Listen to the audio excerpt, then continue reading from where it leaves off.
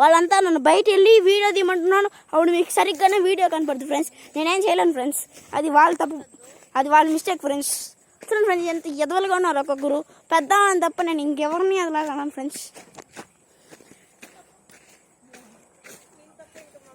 చూడండి ఫ్రెండ్స్, ఇక్కడ నుంచి చాలా దూరంగా ఉన్నట్టుంది ఫ్రెండ్స్. చూడండి ఫ్రెండ్స్, సాయిల్ అంతా మైక్రోస్కోప్లో పెట్టు, మైక్రోస్కోప్లో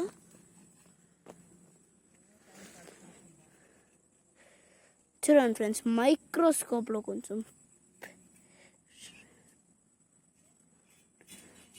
చూడండి ఫ్రెండ్స్.